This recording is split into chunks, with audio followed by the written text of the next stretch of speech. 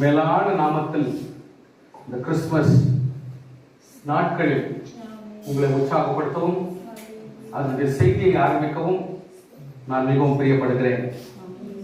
இதோட தலைப்பு எப்படின்னா, Christmas at the book of Daniel. Christmas எங்க ஆரம்பிக்கப்பட்டது, அதனுடைய தெளிவான ஒரு செய்தி எங்கே ஆரம்பிக்கப்பட்டது என்று சொன்னால், ஆதியாகமத்திலிருந்து பல இடங்களிலே கிறிஸ்துமஸ் செய்திகள் வந்து கொண்டே இருந்தாலும், ஒரு மனுஷனுக்கு விமோச்சனமும் ஒரு விடுதலையும் ஒரு நன்மையும், ஐயா எப்படியா எங்களுக்கு ஒரு நன்மை கிடைக்குமா, எங்க வாழ்க்கையில ஒரு நல்ல ஒரு ஆசீர்வாதம் கிடைக்குமா அப்படின்னு ஏங்கின ஒவ்வொரு மனுஷனுக்கும் ஒவ்வொரு காலத்திலும் ஆண்டவர் ஆசீர்வாதங்களை கொடுத்து கொண்டே அந்த கிறிஸ்துமஸ் நற்செய்தி எல்லா இடத்திலும் தெரிவிச்சுக்கொண்டு தான் வந்திருக்கிறார். ஆனால் தெளிவாக வெட்ட வெளியாக அர்த்தமாயும் வசனத்தோடும் எழுத்தோடும் சொல்லப்பட்டது எங்கேனா, Daniel, the book of Daniel. கர்த்தருடைய பிள்ளைகளே, நான் இப்போ வசனத்தை சொல்ல விரும்பல, நீங்க தயவுசெய்து படிக்காதீங்க, ஏன்னா எனக்கு டைம் பார்த்தாது. அதனால கொஞ்சம் நீங்க நான் சொல்றது மட்டும் புரியுங்க. நான் பண்ணணும், அதாவது எந்த ஒரு வசனமும் ஒத்து வாக்கியம் உங்களுக்கு கொடுக்க போறதில்ல. மோரோவர் ஒரு எக்ஸ்பிளேஷனும் இந்த வசனத்தில் இல்லாத எதுவும் கிடையாது. Everything is from the Bible. அதனால இது ஒன்றும் நம்ம பிரமாதமா எக்ஸ்பிளைன் பண்றதுக்கு ஒன்றும் கிடையாது, திறமை ஒன்றும் கிடையாது. நம்ம ஒன்றும் பெரிய சாதனையா ஒரு பிரசங்கத்தை எழுதி வந்தில்லை. இது வெரி சிம்பிள் இட் இஸ். அதனால புரிஞ்சுங்க, நம்ம வந்து எக்ஸ்ட்ரா சொல்லிக்கிறதுக்கு ஒண்ணுமே கிடையாது, இருக்குன்னு சொல்றது தான் வந்திருக்கேன் இன்னைக்கு. சோ நான் பேசாம வசனத்தை மட்டும் படிக்கிறேன். நீங்க வந்து அது என்ன பாஸ்டர் படிக்கிறது கரெக்டா செக் பண்றதுக்கு நீங்க பைபிள் படிக்காதீங்க, ஏன்னா அதெல்லாம் வேண்டாம், டைம் இல்லை. இருக்கிறது நான் தெளிவா சொல்லி வரேன். முக்கியமா நீங்க நல்லா புரிஞ்சுங்க ப்ளீஸ். ஏன்னா இந்த கிறிஸ்துமஸ் எவ்வளவு இம்பார்ட்டன்ஸ் நம்ம ஓல்ட் டெஸ்டமென்ட்ல படிக்க போறோம். அதுதான் இந்த book of Daniel. So Christmas அந்த புக் ஆஃப் டேனியல், இதனுடைய ஹிஸ்டாரிக்கல் தியாலஜிக்கல் ஒரு தீம் என்னன்னு சொன்னா, the Daniel book வந்து is written to encourage the exiled Jew by revealing God's program for them. இயேசு கிறிஸ்துவை நேசிக்கிற கர்த்தருடைய பிள்ளைகளாகிய தானியேல், ஷாத்ராக், மேஷாக், அபேத்நேகோ இப்படிப்பட்ட சில எமினன்ட் லீடர்ஸ் எல்லாம் ஜெருசலேமில் இருந்து பிடிக்கப்பட்டு, வாலிபர்களை பிடிக்கப்பட்டு அரெஸ்ட் பண்ணி இவங்க தூக்கி வராங்க. எங்க தூக்கி வராங்க? பாபிலோனுக்கு. இப்படியே தூக்கி கொண்டு வரப்பட்ட விசுவாசிகள், கர்த்தாவே எங்க தாய் நாட்டை விட்டு, குடும்பத்தை விட்டுட்டு, சகோதர சகோதரியை விட்டு, தாய் தாப்புன்னு எங்கிறாங்கன்னு தெரியல, நாங்க வண்டி கட்டியா வாலிபர்களை வண்டி இவங்க சோஸ் பண்ணி அரண்மனையிலையும் சில முக்கியமான இடத்துல பயன்படுத்துறதுக்கு இவங்களை புடிச்சு வந்திருக்கிறாங்க. இப்படிப்பட்ட இடத்துல நாங்க கிறிஸ்துவின் அன்பிலே பலப்படணும், உங்களுடைய பிரசனமும் உங்களுடைய கிருபை எங்களுக்கு வேணும்னு சொல்லி உங்க ஜெபம் பண்ற ஜெபத்திற்காக ஆண்டவர் நடத்தப்பட்ட ஒரு பெரிய சவாலான செயல்கள் தான் இங்கு நடந்து கொண்டிருக்கிறது. ஆமென். And both during the after and the time of Gentile power in the world, அதாவது எப்ப நடக்குதுன்னா, ரட்சிக்கப்படாத ராஜாக்கள் ஆட்சி செஞ்சு கொண்டிருக்கிற காலத்தில் தான் இந்த சம்பவங்கள் நடக்கிறது. Prominent above every other theme in the book is God's sovereign control over the affairs of all rulers and nations. நல்லா புரிஞ்சுங்க, God's sovereign control. கர்த்தர் உலகத்தார் ராஜாங்கம் செய்தாலும், உலக மனுஷன் உலகத்தையே ராஜாங்கம் செய்தாலும், கர்த்தர் உலகத்தில் எல்லா ஜனங்களை குறித்தும் அக்கறை உள்ளவராய் இருக்கிறார் என்பதை வெளிப்படுத்துகிற புத்தகம் தான் இந்த புத்தகம். And the final replacement with the true king. என்ன இதுனா, அல்டிமேட்லி கடைசியா எல்லா ராஜாக்களுடைய ஒவ்வொரு டிராமாவையும் ஒவ்வொரு வாழ்க்கை சரிதையும் கொஞ்சம் பார்த்து எல்லாவற்றின் முடிவு ராஜாதி ராஜாவாகிய இயேசு கிறிஸ்து மட்டுமே கடைசியாக எல்லாவற்றையும் ஆளுகிற ஒரு தேவனாக மாறுகிறார் என்பதுதான் இந்த புத்தகத்தினுடைய உண்மை சட்டம். ஆமென். இதுதான் எசன்ஸ், இதுதான் அந்த புக்கினுடைய டோட்டல் சாராம்சம். Now இதனுடைய முக்கியமான வசனம் ஒரு வாட்டி நான் படிச்சிடுறேன். என்ன வசனம் சொன்னா, பின்பு தானியேல் சொன்னது, தேவனுடைய நாமத்திற்கு என்றென்றைக்கும் உள்ள சதா காலங்களிலும் ஸ்தோத்திரம் உண்டாவதாக. ஞானமும் வல்லமையும் அவருக்கே உரியது. அவர் காலங்களையும் சமயங்களையும் மாற்றுகிறவர். ராஜாக்களை தள்ளி ராஜாக்களை ஏற்படுத்துகிறவர். ஞானிகளுக்கு ஞானத்தையும் அறிவாளிகளுக்கு அறிவையும் கொடுக்கிறவர். அவரே ஆழமும் மறைபொருளுமானதை வெளிப்படுத்துகிறவர். இருளில் இருக்கிறதை அவர் அறிவார், வெளிச்சம் அவரிடத்தில் தாங்கும். ஓகே, ஒரு விசுவாசி அறிந்து கொள்ள வேண்டிய சத்தியம் இதுதான்.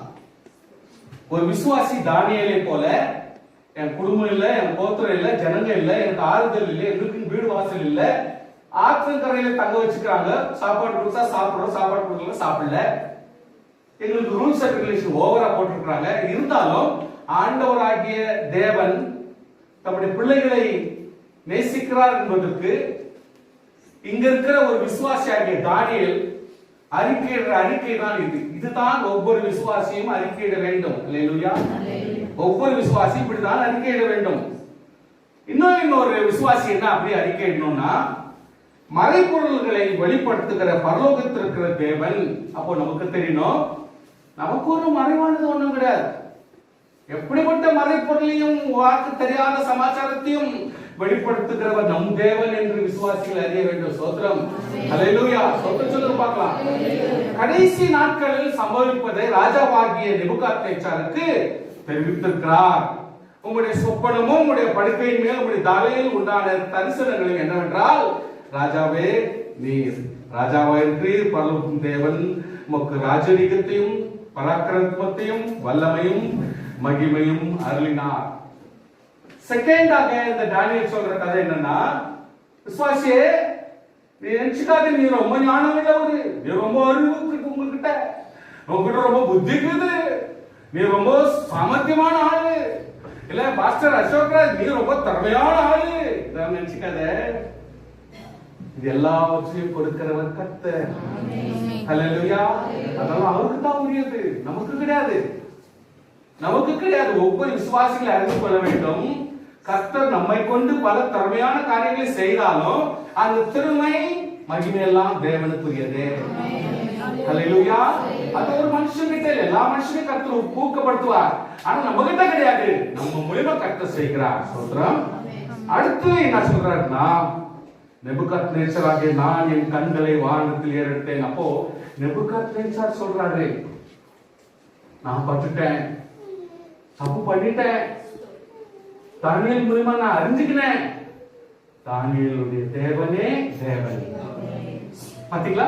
இப்போ ஒருத்தருடைய சாட்சியை தன்னுடைய சாட்சியாய் மாற்றிக் கொண்டவர் நேபுகாத்நேச்சார்.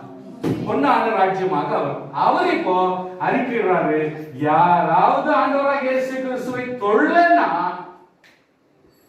ஒரு வழி பண்ணிடுவேன், இருக்க முடியாது அப்படின்ற ஸ்டேஜ் வந்துறார் நேபுகாத்நேச்சார்.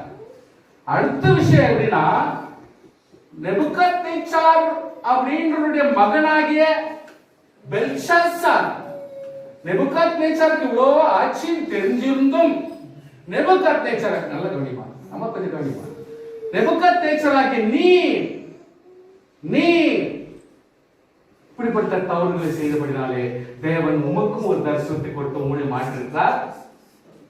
அந்த இடத்திலே கூட மறுபடியும் நேபுகாத்நேச்சார் பெல்ஷாத்சார் தானியேலுடைய தேவனே தேவன் என்று அறிந்து ஜனங்களுக்கு பறைசாற்றுகிறார். தானியேலின் தேவனே தேவன் என்று சொல்லி தானியேல் மூலமாக தேவனை கனப்படுத்துகிறார் பெல்ஷாத்சார். Now finally அந்த பெல்ஷாத்சாருடைய சந்ததியிலே வந்ததான டேரியஸ் தரியு, அந்த தரியு அதே மிஸ்டேக்ல வந்து மறுபடியும் சிறைச்சாலையில போடுறதும் சிங்கக்கெபில போடுறதும் அங்க போடுற அபிஷியல் செய்யற அட்டகாசத்தை எல்லாமே பண்ண முடியாம தானியேலுக்காகவே அழுகிற ஸ்டேஜுக்கு போனது இந்த டேரியஸ் தான். இந்த டேரியஸ் இவ்வளவு தூரம் வருத்தப்பட்டு நான் காப்பாற்ற முடியாத சூழ்நிலை வந்துட்டேன், அவன் ஒரு அருமையான ஆவி பெற்ற ஒரு மனுஷனாச்சேன்னு சொல்லிட்டு ஃபீல் பண்ற லெவலுக்கு வந்ததுன்னா அந்த டேனியஸ் மட்டும்தான், அந்த தரியு ராஜா மட்டும்தான். அந்த நிலைமையிலும் காப்பாற்ற முடியாம சிங்கக்கோபில போட்டு கடைசியில அந்த இடத்துல கூட உன் தேவனாகிய கர்த்தர் உன்னை சுகமா வைத்திருக்கிறாரா என்று சொல்லி விசாரிக்கிற ஸ்டேஜுக்கு போய் சுகமாய் வைத்திருக்கிறார். ஹல்லேலூயா. என்னை அறிகிற தேவன், என்னை உண்டாக்கின தேவன், இந்த சொப்பனங்களை வியாக்கியானம் பண்ணின தேவன் இன்றும் ஜீவிக்கிறார் என்று சொல்லும் பொழுது அதுவே தனிவு சாட்சியாக மாற்றி அந்த தனிவை இப்பொழுது ஜனங்களுக்கு முன்பாக சாட்சியாக சொல்லுகிறார். தானியேலின் தேவனே. அப்பனா ஒரு விசுவாசி எவ்வளவு ராஜாக்கள் மத்தியிலேயும் கர்த்தர் வாழ வைக்கிறார். எத்தனை ராஜாக்கள், பெரிய பெரிய எமினன்ட் ராஜாக்கள் மத்தியிலே நீங்கள் பார்க்கும் பொழுது பொன்னான ராஜ்யம், வெள்ளியான ராஜ்யம், செம்பான ராஜ்யம், இரும்பான ராஜ்யம், எல்லா மத்தியிலும் அந்த தானியேலை வாழ வைத்து கர்த்தர் ஒரு கர்த்தருடைய பிள்ளையை தெரிந்து கொண்டால் எவ்வளவு தூரத்துக்கு செய்ய முடியும் என்பதை நீங்கள் ஒரு முறை கூட அறிந்து கொள்ளுங்க. ஏன் கர்த்தர் நம்மளை வச்சு பண்ணக்கூடாது? ஒரு சந்ததியில் இன்னொரு சந்ததி வரைக்கும் கர்த்தர் நம்மளையா வச்சு லீடர்ஷிப்பை கொண்டாடக்கூடாது? ஹல்லேலூயா, ஆமென். கர்த்தருடைய பிள்ளையே, இந்த ஒரு டேனியலுடைய புக்கினுடைய மெயின் சமாச்சாரம் இவ்வளவுதான். இதுக்கு மேல நம்ம வசனங்களை வாசித்து நம்ம ஒவ்வொருத்தரா பலப்பட போறோம். எப்படின்னு சொன்னா, a sovereign God allowed Gentiles to dominate Israel. எப்போ இஸ்ரவேலுடைய கர்த்தருடைய பிள்ளைகள் கர்த்தரை கர்த்தர் என்று ஆராதிக்காமல் போனார்களோ, எப்பொழுது ஒரு விசுவாசி தன்னுடைய விசுவாச செயலை செயல்படுத்தலையோ, கடைசியா தேவனை அறியாதவர்கள் நம்மை டாமினேட் பண்ண ஆரம்பிச்சுவாங்க. நம்முடைய சாப்பாட்டை தேவன் அறியாதவர்கள் சாப்பிட ஆரம்பிக்கிறார். நம்ம வயிற்று பட்டு பிரயோஜனம் இல்லை. நான் நல்லா இருக்கிறான் பார், இது எப்படி இருக்கிறான் பார், அவங்களாம் எப்படி இருக்கிறாங்க பார் அப்படின்னு வயிற்று பண்றதுனால யாருக்கும் லாபமே கிடையாது. கர்த்தருடைய பிள்ளையாக இருந்தால் ஆசீர்வாதம் உள்ளது. ஹல்லேலூயா. நம்மளுடைய ஸ்தானத்தையும் நம்முடைய திறமையும் நம்முடைய எபிலிட்டியும் நம்முடைய ஆசீர்வாதத்தையும் நாம் தக்க வச்சுக்கணும்னா நம்ம ஆசீர்வாதத்தை எழுந்ததும் நமக்கு முன்பாக உலகத்தார் எழும்பி ஆசீர்வாதமாயிருக்கிறது போல காணப்படுவார்கள். கர்த்தருடைய பிள்ளைகளே, கர்த்தர் அப்படி விட்டு கொடுத்தது தான் பாபிலோன் சாம்ராஜ்யம், மேதிய பெர்சிய சாம்ராஜ்யம், கிரீஸ் சாம்ராஜ்யம், ரோம் சாம்ராஜ்யம். அந்த பாபிலோன் சாம்ராஜ்யம் இயேசு பிறப்பதற்கு முன் பிசி, பிஃபோர் கிரைஸ்ட், 600 வருஷங்களுக்கு 605 வருஷங்களுக்கு முன்பாக பாபிலோன் சாம்ராஜ்யம் இருந்தது. அதுக்கு அடுத்து மேதிய பெர்சிய சாம்ராஜ்யம் இயேசு பிறப்பதற்கு முன், கவனிங்க ப்ளீஸ் கவனிங்க, அதாவது 539 வருஷங்களுக்கு முன்பாக இந்த மேதிய பெர்சிய 2 கேங் சேர்ந்து நடத்தியிருக்குது. அதே போல இயேசு பிறப்பதற்கு முன் 331 வருஷத்துக்கு முன்பதாக கிரேக்க சாம்ராஜ்யம் கிரீஸ் அதை நடத்தியிருக்குது. அதற்கு இயேசு பிறப்பதற்கு முன்பதாகவே 146 வருஷத்துக்கு முன்பதாக ரோம் ஆட்சி செய்ய ஆரம்பித்திருக்கிறது. கர்த்தருடைய பிள்ளைகளே, ஏன் கர்த்தர் இவ்வளவு நாட்கள் கர்த்தர் உங்களுக்கு ராஜ்யம் நடத்தும்படி கர்த்தர் கிருபை செய்கிறார்? ஏன்னா கர்த்தருடைய பிள்ளைகள், தேவனுடைய பிள்ளைகள் கர்த்தருக்கு கீழ்ப்படியாதபடினாலும், கர்த்தருடைய வார்த்தையின்படி தமிழ் ராஜ்யத்தை நடத்தாதபடினாலும் இன்று உலக மனுஷர்களுக்கு தேவன் தருணத்தை கொடுக்கிறார். இன்றைக்கு நம்முடைய ராஜ்யங்களில் நாம் ஜெபிக்கிறதோ, நாம் துதிக்கிறதோ, அல்லது நம் வாழ்க்கையில் தரம் சரியில்லைன்னு சொல்றதோ, நம்முடைய ஜெபத்திலும் நாம் ஒப்பு கொடுத்தல் தான் உண்டு. ஹல்லேலூயா. நாம் வாழ வைப்பதும் நாம் வேதனைப்படுவதும் நம்முடைய கரத்தில் தான் இருக்கிறது என்பதை நாம் அறிய வேண்டும். Hallelujah. That is only great truth. நம்ம ஒண்ணி பண்ணிட்டாவுமா, நாங்க ஒண்ணி பண்ணிட்டாவுமா, மைசூர்ல சர்ச் ஒண்ணி பண்ணிட்டாவுமா, கர்த்தர் அறிவார். ஸ்தோத்திரம். நாம் செய்ய வேண்டிய கடமையை நாம் செய்தால் தேவன் எல்லாவற்றையும் அறிவார். அவர்களை ஆசீர்வதிப்பார். மறுபடியும் ஒரு சின்ன எசன்ஸ் ஆன முக்கியமான விஷயத்தை உங்களுக்கு நான் சொல்லிடுறேன். வெதர் உபத்திர கால வரட்டும், அரசாட்சி யார் வேணா பண்ணட்டும், நீங்க டிக்டேட் பண்ணாதீங்க. இந்த அரசாட்சி அந்த அரசாட்சி நல்லது, இந்த அரசாட்சி நல்லது நீங்க சொல்லாதீங்க. ரட்சிக்கப்படாது யாரா இருந்தாலும் ரட்சிக்கப்படாதவர்கள் தான். இதுல அந்த கவர்மெண்ட் இந்த கவர்மெண்ட் நீங்க யாரும் டிஃபரன்ஸ் கொடுக்க கூடாது, கர்த்தருடைய பிள்ளை கொடுக்க கூடாது. ஏன்னா கர்த்தருடைய ஆட்சியை ஒண்ணு விட்டு மத்த எந்த ஆட்சியா இருந்தாலும் ஏடாகூடமா தான் இருக்கும். நெக்ஸ்ட், விசுவாசிகள் எப்பொழுதுமே நம்ம பலப்பட்டு தான் வரணும். நமக்கு அது ஒத்து வராது, ஏன்னா உலகம் அதனால நிரம்பி இருக்குது. ஆனால் இப்ப நான் உங்களுக்கு ஒரு சின்ன எக்ஸாம்பிள் சொல்றேன். தலைவர்னா யாரு? தலைவர்னா யாரு? இங்கிருந்து குழந்தையா இருந்து வாலிபரா இருந்து பெரியவரா மாறி 4 பேருக்கு முன்னாடி பலப்பட்டு சில தத்துவங்களையும் சில அடி உதைகளையும் சில திறமைகளையும் கற்றுக்கொண்டு மேல வர்றவர் தான் தலைவர். அந்த தலைவருக்கு மேலதான் அநேக தலைவர்களுக்கு தலைவராய் மாறக்கூடியவர் யாருன்னா தலைவரையும் ஒருவர் தான் தலைவருக்கு தலைவராக வர முடியும். அப்போ வானத்திலிருந்து ஒரு தலைவர் வந்து கப்புன்னு உட்கார்ந்து இல்லை. நல்லா புரிஞ்சுக்க ப்ளீஸ். தலைவர் இப்படிப்பட்ட ஒரு சின்ன குடும்பத்திலிருந்து வர்றதுதான் தலைவர். சோ உதவியாக எல்லாருமே பணக்கார குடும்பத்துல வராங்க நீங்க சொல்லாதீங்க. எல்லாமே அப்படி கிடையாது. சோ கர்த்தருடைய பிள்ளைகளே, அப்படி போயிட்டு ஒருத்தர் போய் அங்க உட்கார்ந்தாங்கன்னா அவருக்கு அப்படிப்பட்ட ஆட்களுக்காக ஆண்டவர் சொல்றாரு, ரோமர் 13:1 வாசிக்காதீங்க. அதிகாரத்துக்கு நாம் கீழ்ப்படிய வேண்டும், தலைமைத்துக்கு கீழ்ப்படிய வேண்டும்னா யார் தலைமை? இங்கிருந்து போன ஒரு ஆள் தானே தலைவர். அப்போ அவர் தானே அதிகாரம். அந்த அதிகாரத்தால கீழ்ப்படிய சொல்றாரு. அப்போ வர வேண்டியது யாரு? எங்கிருந்தோ யாரும் வரோம். நீ ஏன் நினைக்கிற? ஏன் நம்ம கிட்ட தான் ஒன்று வரட்டுமே. ஆமென். ஐயா நீங்க ஏன் சொல்றீங்க? Last time he has appeared for IAS exam. So we have gone for it. ஒரு சான்ஸ் அவருக்கு கிடைக்கல. ஏன்னா ஹோல் இந்தியா அதுக்கு காம்பீட் பண்ணுது.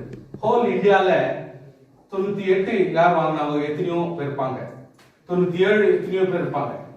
96 எத்தனையோ பேர் இருப்பாங்க. ஹோல் இந்தியால கணக்கு போடும் பொழுது, அப்போ ஐஏஎஸ் செலக்ஷன் பொழுது ஹோல் இந்தியா கணக்குல வராது. இப்போ இவர் வந்து அப்படிப்பட்ட கணக்குல வராது. சோ ஒரே ஒரு டைம் அவர் ஃபெயிலியர் ஆயிடுச்சு. Next time is going to appear. நான் என்னன்றேன், ஒரு சபையிலே இப்படிப்பட்ட ஒவ்வொரு தலைவர்கள் நம்ம எழுப்புவது நல்லது. ஒவ்வொரு எமினன்ட் பர்சன்ஸ் எழுப்புவது நல்லது. Sir thank you. சோ நான் என்னன்றேன், யார் வரணும்? உங்களிலிருந்து ஒருவர் தான். நம்ம கிட்ட இருந்து ஒருவர் எழுப்பினானா தலைவர். சோ அப்படி நம்ம ஒவ்வொருவரும் நினைக்கிறோம். என்னவோ எப்ப பாரு இதுதான் அதுதான் அப்படின்னு நீங்க செலக்ட் பண்றதெல்லாம் உங்களுடைய யோசனை. எல்லா பிள்ளைகளுக்கும் அதே மாதிரி யோசனை வராது. ஏன் நம்ம இப்படி பண்ணக்கூடாது? ஏன் நம்ம குடும்பத்துல ஒரு தலைவர் பொம்பளையே தலைவரா வரக்கூடாது? நீ ஏன் யோசிக்க மாட்டேன்றீங்க? ஏன் யோசிக்க மாட்டேன்றீங்க? ஏன் பெரிய பெரிய தலைவர்கள்லாம் இல்லையா? எழுப்புங்க. நீ அதை படிக்கிறது இதை படிச்சா போதும். ஒரு டிகிரி பண்ண உடனே உங்களுக்கு கன்செஷன் இருக்குது. இன்னொரு அடுத்த டிகிரி பண்றப்போ உங்களுக்கு கன்செஷன் வேற கொடுக்குறாங்க. 3 இயர்ஸ் பண்ண போது 2 இயர்ஸ்ல பண்ணக்கூடிய தகுதியை கொடுக்குறாங்க. அதை முடிச்ச பிறகு இன்னும் ஒரு டிகிரி பண்ணும் பொழுது மறுபடியும் 2 இயர்ஸ் பண்ண ரேட்ல 1 இயரா பண்ணக்கூடிய தகுதி கொடுக்குறாங்க. தெரியலன்னா வாங்க நான் கைட் பண்றேன். அப்படிப்பட்ட ஒரு காலேஜஸ் உங்களுக்கு கைட் பண்ணி கொடுக்குறேன். இல்ல தலைவர்களும் உங்களுக்கு லிங்க் பண்ணி கொடுக்குறேன். நான் ரெஸ்பான்சிபிலிட்டி எடுக்க முடியாது. ஏன்னா பணத்துலயும் பொருளையும் நான் வந்து சேர மாட்டேன்.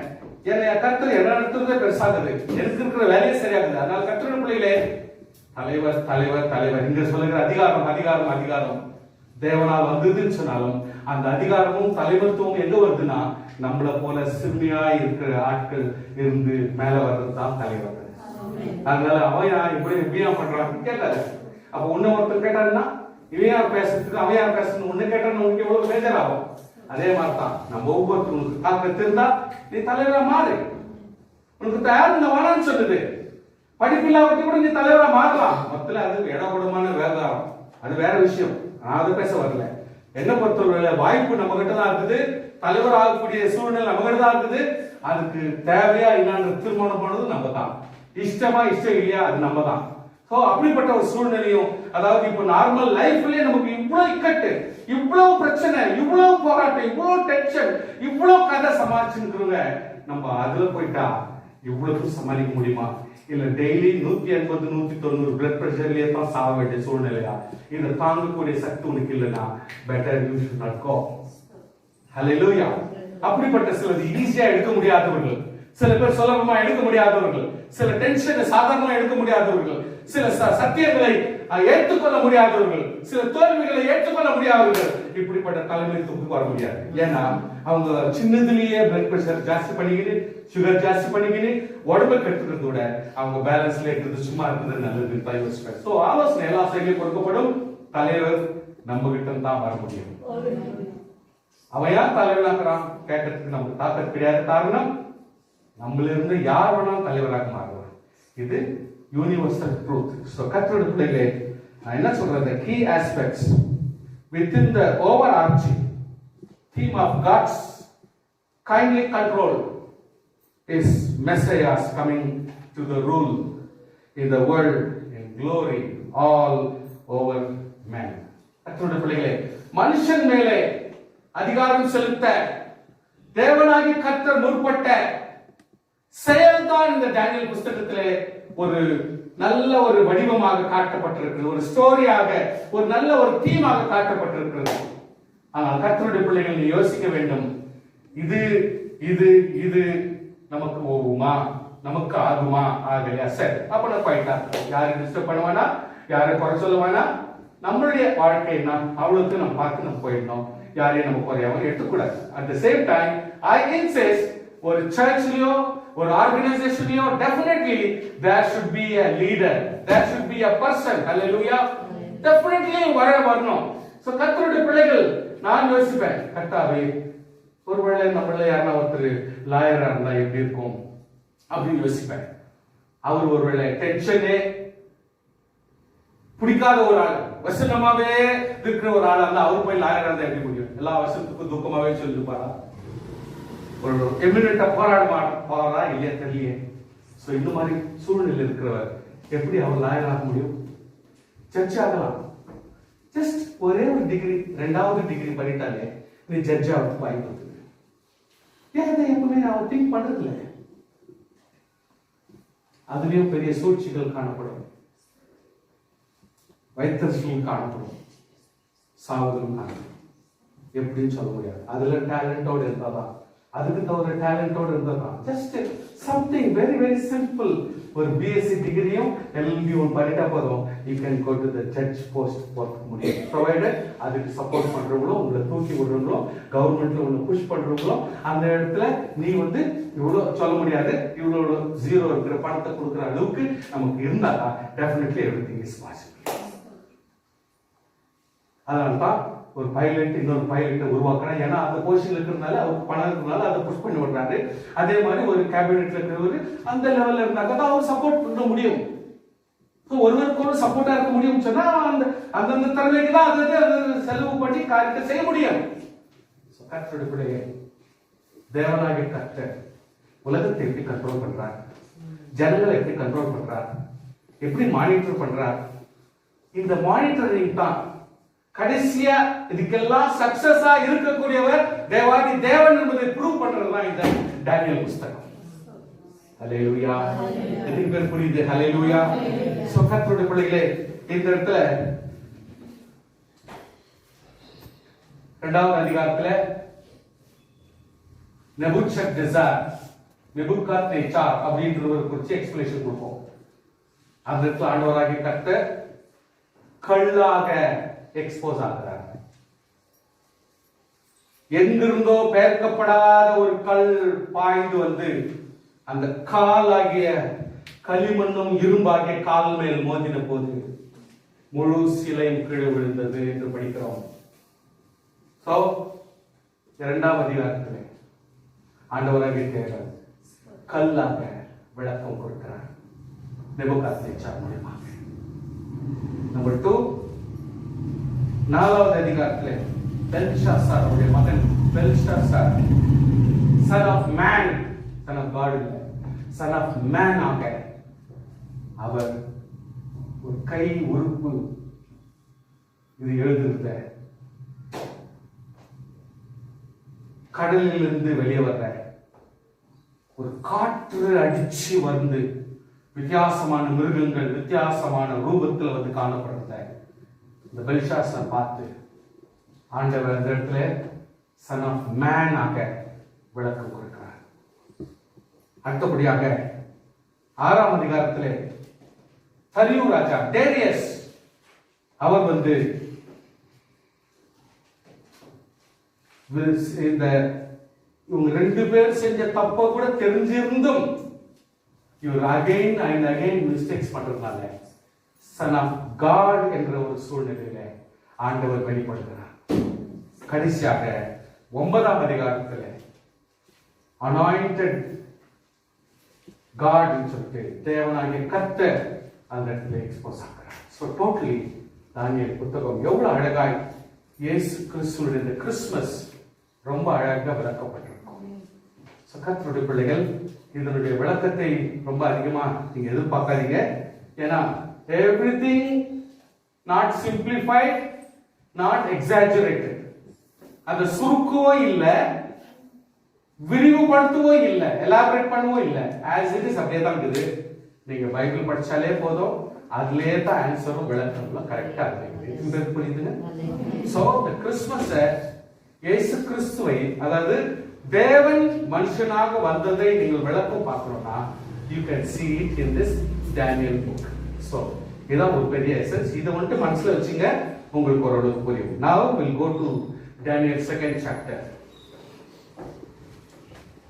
ராஜ்யபாரம் பண்ணும் 2ஆம் வருஷத்திலே நேபுகாத்நேச்சார் ராஜ்யம் பண்ணும் 2ஆம் வருஷத்திலே நேபுகாத்நேச்சார் சொப்பனங்களை கண்டான். அதனால் அவருடைய ஆவி கலங்கி அவருடைய நித்திரை கலந்தது. அப்பொழுது ராஜா கவனிங்க, கலங்கி அவருடைய நித்திரை கலந்து அப்பொழுது ராஜா தன் சொப்பனங்களை தனக்கு தெரிவிக்கும்படி சாஸ்திரிகளையும் ஜோசியரையும் சூரியக்காரரையும் கல்தேயருடைய அழைக்க சொன்னான். அவள் வந்து, நல்ல கவனிங்க ப்ளீஸ், படிக்காதீங்க, ஏன்னா அந்த இடத்துல சில எக்ஸ்பிளேஷன் கொடுக்கணும் இல்ல, கொஞ்சம் புரிஞ்சுங்க. ராஜ சமூகத்தில் நின்றார்கள். அந்த சொப்பனத்தை அறிய வேண்டும் என்று என் ஆவி கலங்குகிறது என்றான். அப்பொழுது கல்தே ராஜாவை நோக்கி, ராஜாவே நீர் என்று வாழ்க. எல்லாம் கதை தேவையில்லை, எனக்கு டீட்டெயில் வேணும், என் சொப்பனத்துக்கு மீனிங் வேணும், அதோட சொல்லுங்க அப்படின்றாரு. நல்லா கவனிங்க, பைபிள் படிக்காதீங்க ப்ளீஸ், கவனிங்க. சொப்பனத்தை உன் அடியாருக்கு சொல்லும், அப்பொழுது அதன் அர்த்தத்தை விடுவிப்போம் என்று சீரிய பாஷையில சொன்னார்கள். அப்போ சாஸ்திரிகளும் மந்திரவாதிகளும் எல்லாம் வந்து என்ன சொன்னாங்க, ஐயா என்ன கனவு வந்துச்சு உனக்கு, அந்த கனவு சொல்லு, நான் அதுக்கு விளக்க சொல்றேன்.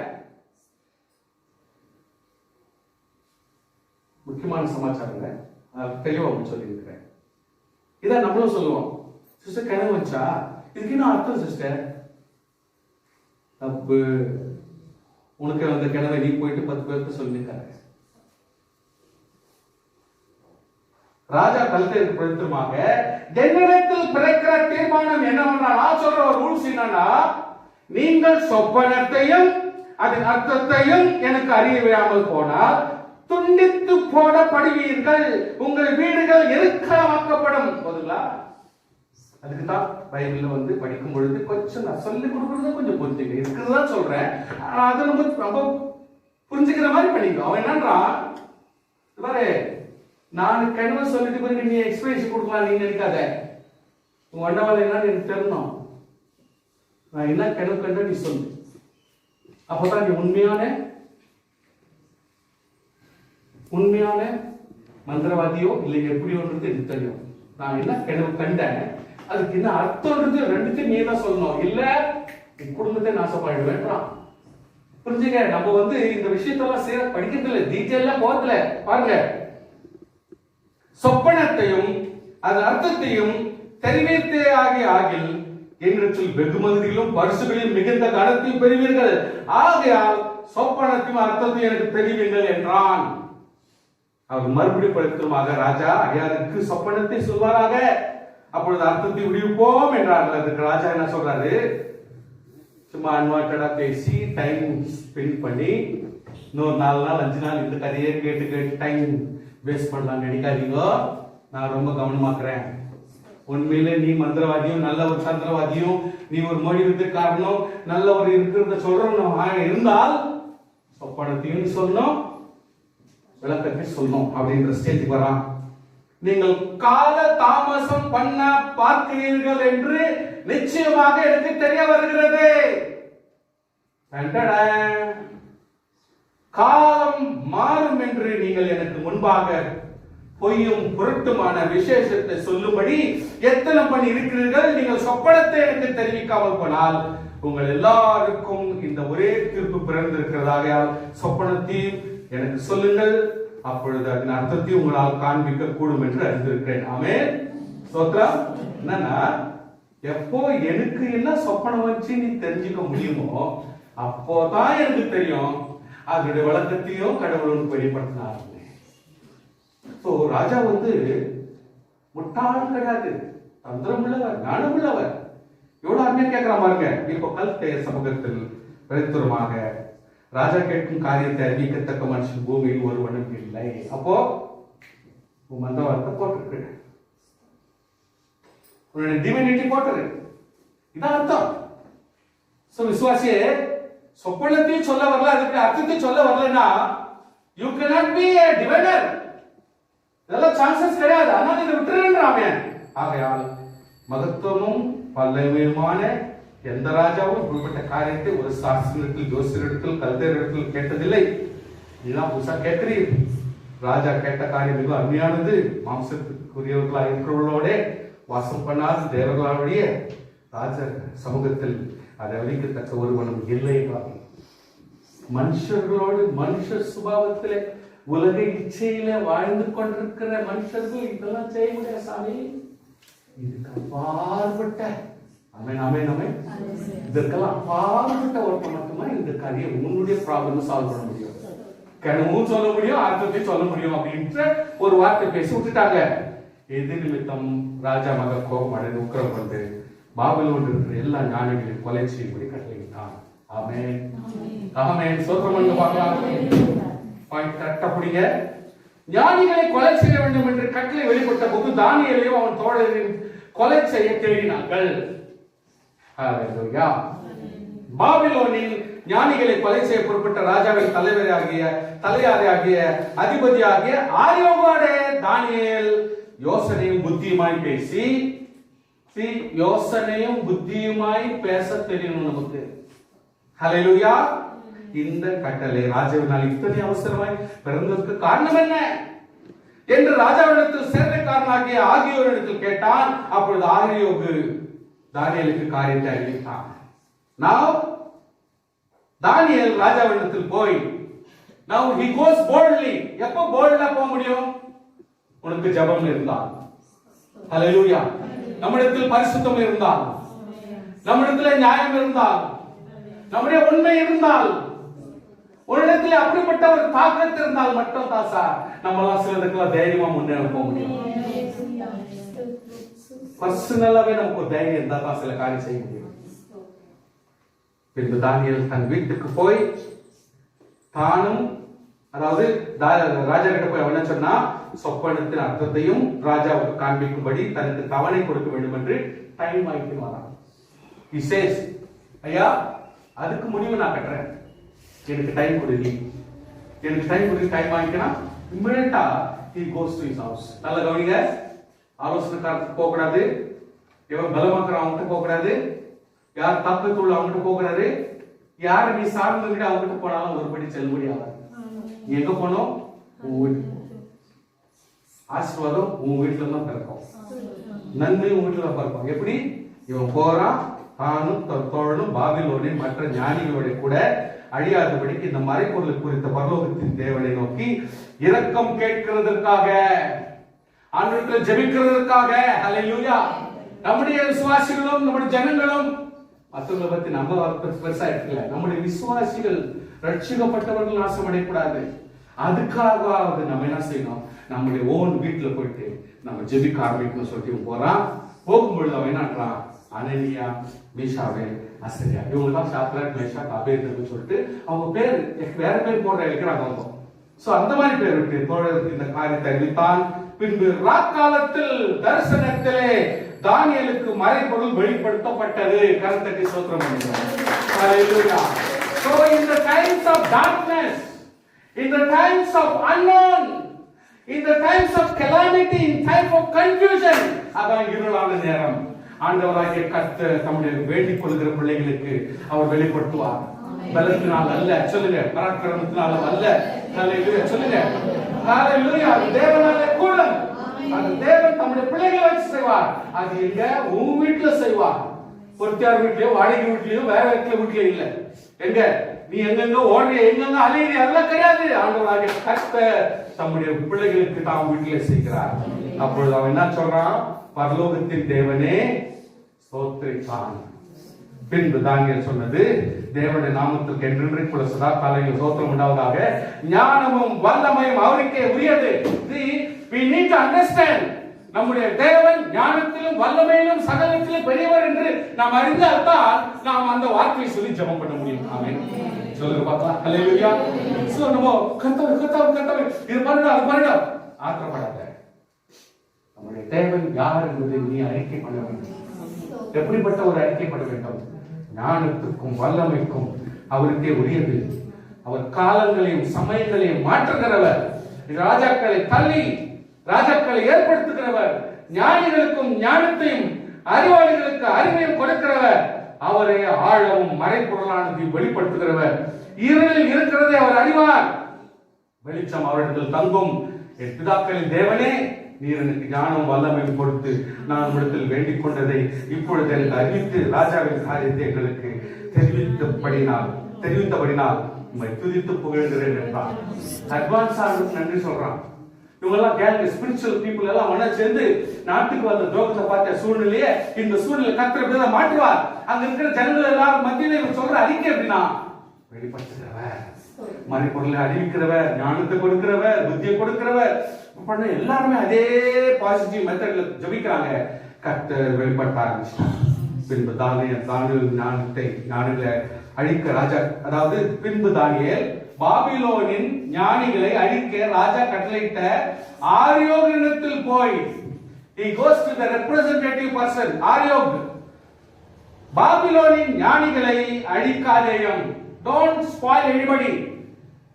நம்ம ஜெபம் பண்ணுங்க, கர்த்தரை அறியாதவர்களை கூட அழிக்க கூடாது. நம்ம தான் ஜெபம் பண்ணணும். ஏன்னா அப்பதான் அவங்க ரட்சிக்கப்பட முடியும்.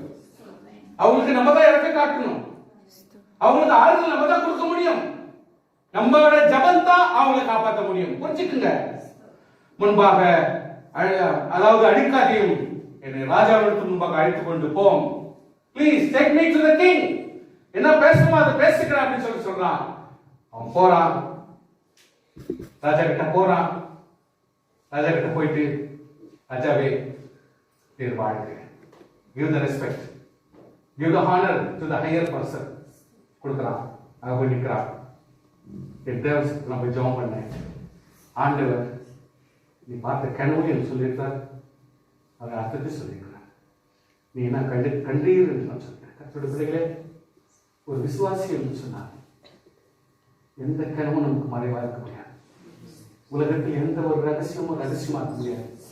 அப்படித்தான் எலியாவை நடத்தினார். நிறைய பேர் நீங்க பாக்குறீங்க. எலியாவை கூட அப்படியே நடத்தினார். இந்த ராஜாவை பெல்ஷாத்சார் நம்ம தானியேலை நோக்கி, நான் கண்ட சொப்பனத்தையும் அந்த அர்த்தத்தையும் நீ எனக்கு அறிவிப்பு குடுமா என்று கேட்டான். தானியேல் ராஜ சமூகத்தில் பவித்திரமாக ராஜா கேட்கிற மறைபொருள் ராஜாவுக்கு அறிவிக்க ஞானிகளின் ஜோசியர்களால் சாஸ்திரிகளால் குறிச்சவர்களால் கூடாது. No, it's not possible. உங்களுடைய சொப்பனமும் உங்களுடைய படுக்கை மேல் உங்களுடைய தலையில் உண்டான தரிசனம் என்னவென்றால், ராஜாவே உங்களுடைய படுக்கை மேல் படுத்திருக்க இனிமேல் சம்பவிக்க போகிறது என்ன என்கிற நினைவுகளை உங்களுக்குள் எழுப்பிட்டு நினைச்சாராம்.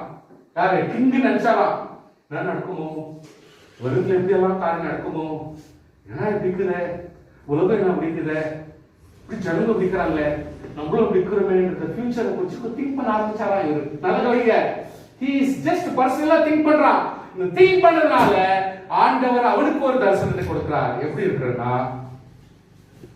அப்பொழுது மறைபொருளை வெளிப்படுத்துகிறார். அதாவது உண்டானபடினால அல்ல, அர்த்தம் ராஜாவுக்கும் தெரிய வரவும் உங்களுடைய இருதயத்தின் நினைவுகளையும் நீர் அறிவையும் மறைபொருளையும் எனக்கு வெளிப்படுத்தப்பட்டது. ராஜாவே, நீர் ஒரு பெரிய சிலையை கண்டீர், பெரிய சிலையை கண்டீர். அந்த பெரிய சிலை மிகுந்த பிரகாசம் உள்ளதா இருந்தது. அது உமக்கு எதிரே நின்றது. அது ரூபம் பயங்கரமா இருந்தது. அந்த சிலையின் தலை பசும் பொன், நான் சொன்னேன். அதன் மார்பும் அதன் புயங்களும் வெள்ளியும் மேதோ பெர்சியோ அரசுகள். அதன் வயிறும் அதன் கொடையும் வெண்கலமாய் இருந்தது. that is the Greece kingdom. அதன் கால்கள் இரும்பும், அதன் பாதங்கள் பாதி இரும்பும் பாதி களிமண்ணுமா இருந்தது. that is Rome government.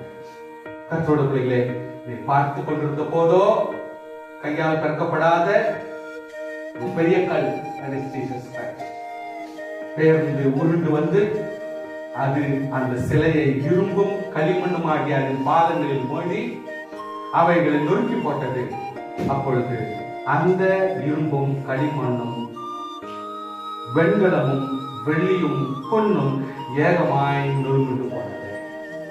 எப்போது இயேசு கிறிஸ்துவாகிய கல் பாதமாகிய அந்த ரோம், கிரீஸ், மேதியா, பெர்சியா அரசு களிமண்ணும் இரும்பாலே கட்டப்பட்டிருந்ததுனா அது எல்லாத்தையும் தாங்க முடியாது, சிலையே ஒழுங்குறது போல இன்றைக்கு Babylon, Media, Persia, Greece, Rome இத்தனை அரசு காலகட்டமும் முடிவடைபடி ஆண்டவராகிய இயேசு கிறிஸ்துவின் கல்வன் மோதி கோடை காலத்தில் போரடிக்கிற களத்தில் பறந்து போகிற பதரை போல் ஆயிற்று. அதாவது ஒரு கோதுமையை எப்படி வெயில் காலத்துல வந்து அந்த தோலையும் கோதுமையும் பிரிக்கத்தக்கதாக காற்று அடிக்கிற இடத்துல தூண்டுவாங்களோ, எப்படி அதை அடிச்சுட்டு போய் மறைக்க போயிடுமோ, அந்த மாதிரி வந்த ராஜ்யங்கள் எல்லாம் மறைந்து போச்சு. அவைகளுக்கு ஒரு இடமும் கிடையாதபடிக்கு காற்று அவைகளை அடித்துக் கொண்டு போயிட்டு சிலையை மோதின கல்லோவென்றால் ஒரு பெரிய பர்வதமாகி ஜீசஸ் கிரைஸ்ட் பர்வதமாகி பூமியெல்லாம் நிரப்பிட்டு இன்றைக்கு எல்லாருடைய மனதிலேயும் இயேசு கிறிஸ்துவின் மகிமையின் கல் இறங்கும். ஹல்லேலூயா. அந்த கல் அந்த ஒரு பாறை, அந்த ஒரு ஸ்ட்ராங் மகிமை இன்றைக்கு உலகம் முழுவதிலும் ஒரு எத்தனையோ ஜனங்கள் உள்ளத்திலே போய் ராஜாவாக உட்கார்ந்து ராஜாவே ராஜாவாக பரலோகத்தின் தேவன் உமக்கு ராஜரிகத்தை பராக்கிரமத்தையும் இப்ப சொல்றார் பாருங்க, விளக்கத்தை கொடுக்கிறார். Now he is giving the details of explanations of this vision. என்ன என்றால் பரலோகத்தின் தேவன் உமக்கு ராஜரிகத்தையும் பராக்கிரமத்தையும் வல்லமையும் மகிமையும் அருளினார்.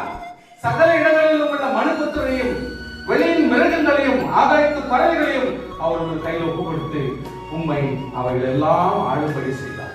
பொன்னான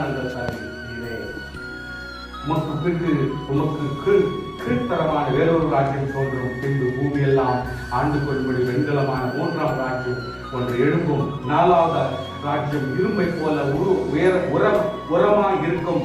இரும்பு எல்லாவற்றையும் எப்படி நொறுக்கி சின்ன பின்னமாக்குகிறதோ அப்படியே இது நொறுக்கி போடுகிறது. இரும்பை போல அவை எல்லாம் நொறுங்கி தகர்த்து போடும். பாதங்களும் கால்களும் பாதி புயவனின் களிமண்ணும் பாதி இரும்புமாய் இருக்க நீ கண்டீரே, அந்த ராஜ்யம் பிரிக்கப்பட்டு போகும். ஆகிலும் களிமண்ணோட இரும்பு கலந்திருக்க நீ கண்டாயே, இரும்பினுடைய உறுதியில் கொஞ்சமாக இருக்கும். கால் விரல்கள் பாதி இரும்பும் பாதி களிமண்ணுமாய் இருந்தது. என்னவென்றால் அந்த ராஜ்யம் ஒரு பங்கு உயரமும் ஒரு பங்கு நெரிசலமானது. ரெண்டும் ஒன்னா சேர்ந்து இருக்கிறதால ஸ்ட்ரென்த் கிடைக்கல. இரும்பும் களிமண்ணோட கலந்து கண்டீரே, அந்த அவர்கள் மற்ற மனுஷருடைய சம்பந்தம் கலப்பார்கள். ஆகிலும் இதோ களிமண்ணோட இரும்பு கலவாதது போல அவர்கள் ஒருவரோடு ஒட்டி கொள்ளாதிருப்பார்கள்.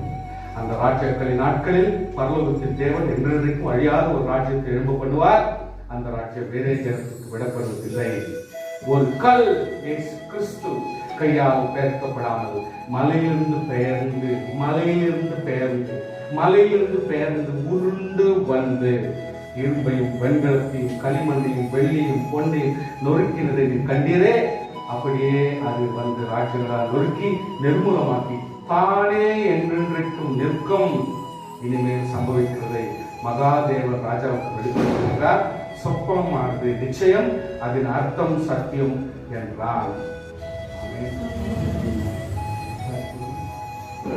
அப்பொழுது ராஜாவாகிய நேபுகாத்நேச்சார்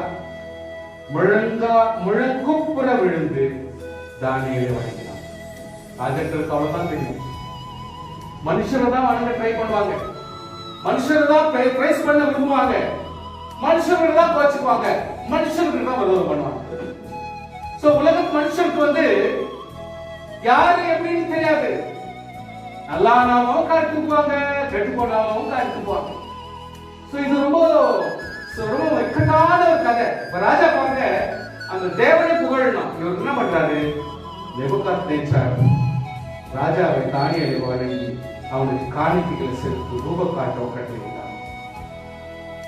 ராஜா தானியேலை நோக்கி, நீ இந்த மறைப்பொருளை வெளிப்படுத்தினால் மெய்யாய் உங்கள் தேவனே தேவர்களுக்கு தேவனும் ராஜாக்களுக்கு ஆண்டவரும் மறைப்பொருள்களை வெளிப்படுத்துவதும் இருக்கிறார் என்றான். பின்பு ராஜா தானியேலை பெரியவனாக்கி அவனுக்கு அநேக சிறந்த காரியங்கள் எல்லாம் போட்டு அவனுக்கு கொடுக்குறான். அப்ப அவன் சொல்றான், சாத்ராக் மேஷாக் ஆபேத்நேகோ கூட இப்படிப்பட்ட வீடு தோழர் சொன்னோன்னே அவங்களுக்கு இவன் கண்டல் இருக்கிற ராஜ்யத்துல ஒரு வீடு சாய்ப்பான்.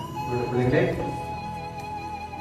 ராஜாதி ராஜா இயேசு கிறிஸ்து இன்று ஒரு மலை, கேட்கப்படாத மலையிலிருந்து ஒரு பெரிய கல் உருண்டு வந்து ராஜ்யங்களை அழித்து தூள் தூளாய் செதறி உலகம் அனைத்திலும் எல்லா இருதயத்திலையும் ஆண்டவர் குடிக்கொண்டிருக்கிற ராஜாதி ராஜாவாக இருக்கிறார் அறிந்து கிறிஸ்துமஸுடைய ஒரு அருமையான நற்செய்தி அவருடைய உள்ளங்களிலே இருந்து பலப்படும்படியாக, ஆறுதல் பண்ணும்படி, சமாதானப்படுத்தும்படி, ஒவ்வொருக்கும் ஆறுதல் படுத்தும்படி, ஒவ்வொருக்கும் தைரியப்படுத்தும்படி கர்த்தர் இயேசு செய்வார்.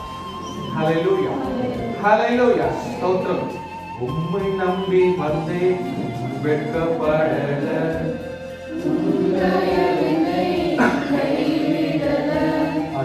உம்மை நம்பி வந்தேன் நான் வெட்கப்படல. ஹல்லேலூயா.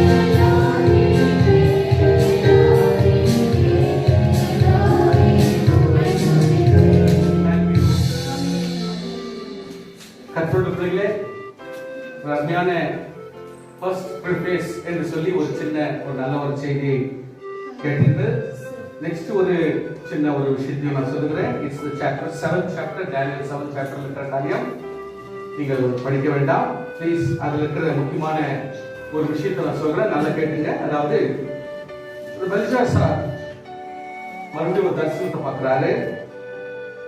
4 காற்று எப்படி நீ கண்டுபிடிப்பீங்க?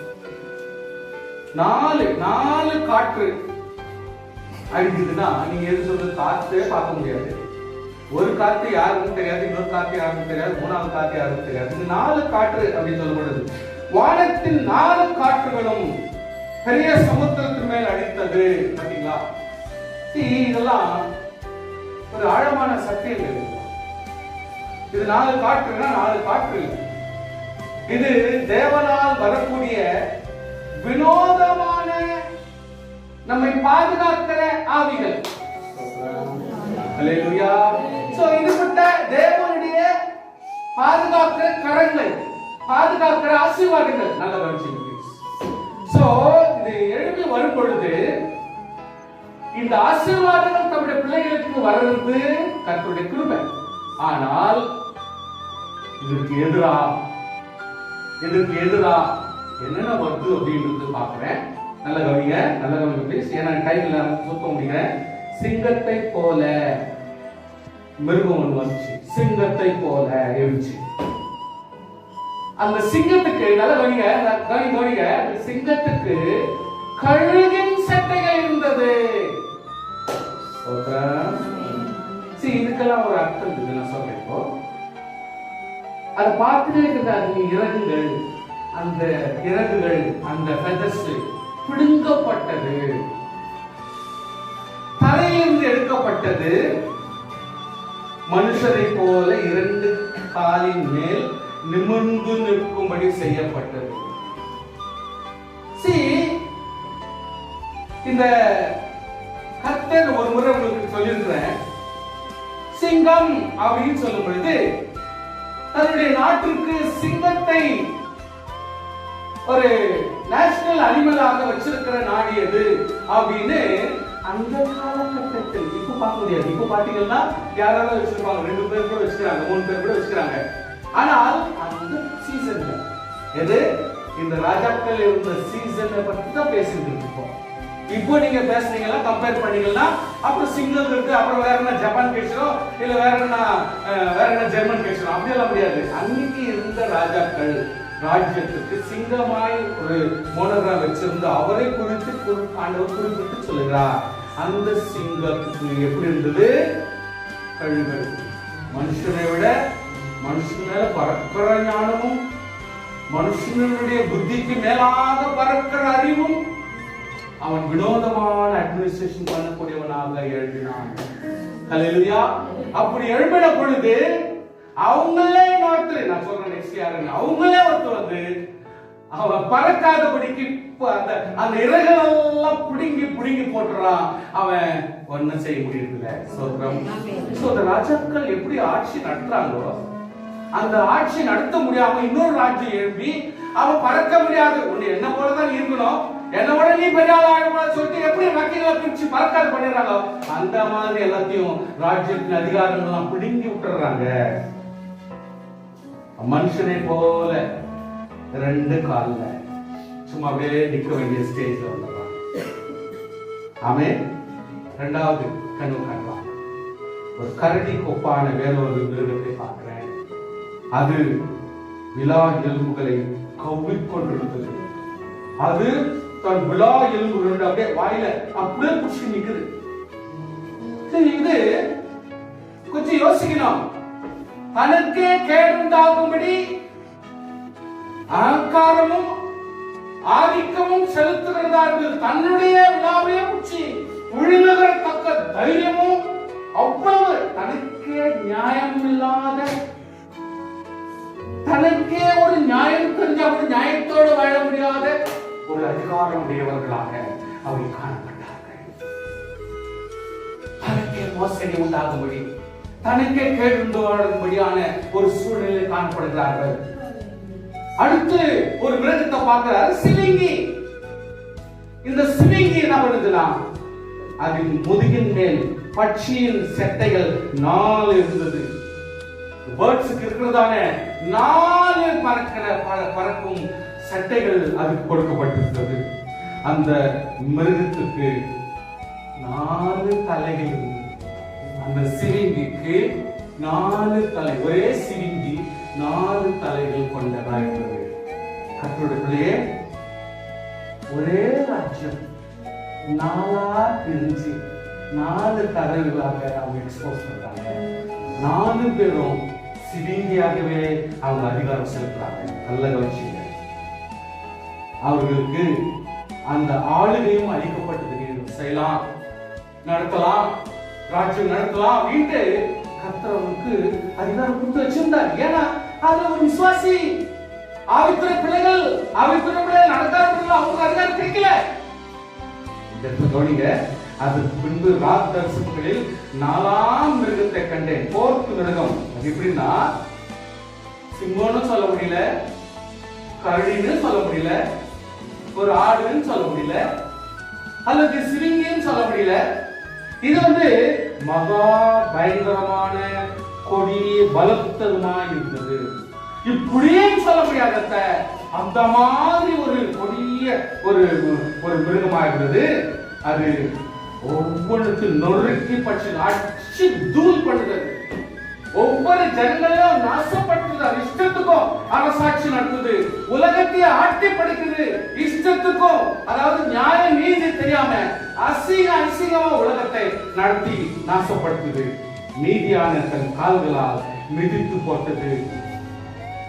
எல்லா மிருகங்களை பார்க்கலும் வேற்றுமையாக எல்லாவற்றும் பார்க்க வித்தியாசமாய் காணப்பட்டது. இந்த ராஜ்யத்தினுடைய அரசாட்சி வந்து அவ்வளவு ஆக்கோடா காணப்பட்டது. நல்ல கவனிங்க. அந்த கொம்புகளை நான் கவனித்திருக்கையில் அவைகள் இடையிலே வேறொரு சின்ன கொம்பு ஒன்றியது. கற்றோடுகளே வெறுமையானவைகளே பேசாமல் பெருமையானவைகளை மாத்திரமே பேச ஆரம்பிச்சுட்டாங்க. மிருகம் பெருமையானவைகளே சொல்ல ஆரம்பிச்சுட்டான்.